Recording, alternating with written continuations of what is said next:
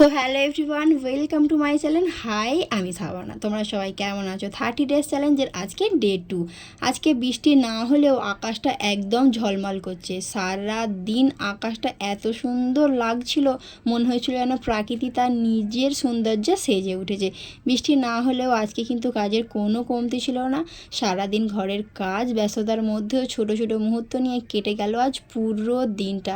কাজের ফাঁকে ফাঁকে যখন সুন্দর আকাশটার দিকে তাকাচ্ছিলাম, মনটা এত ভালো হয়ে যাচ্ছিল, কি বলবো। এইভাবে সাধারণ একটা দিন যে কখন সুন্দর মুহূর্ত, স্মৃতির মুহূর্ত হয়ে কেটে গেল, সত্যি বুঝতে পারলাম না। অনু কিনেছিল বিকালবেলা আমরা মাখাটার দিকে একবার তাকিয়ে দেখো, বিভৎস ঝাল লাগছিল। তাই বাবুকে বললাম যে একটু তেঁতুলের আচারটা দাও, আমি খেয়ে দেখি।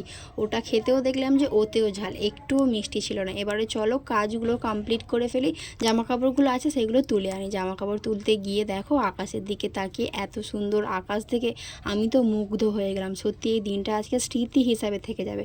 আমার ভিডিও কেমন লাগলো আমাকে জানিও। পরবর্তী আবার একটা ভিডিওতে তোমাদের সঙ্গে দেখা হবে। ততক্ষণ আমার চ্যানেলটা সাবস্ক্রাইব করো, পাশে থেকো।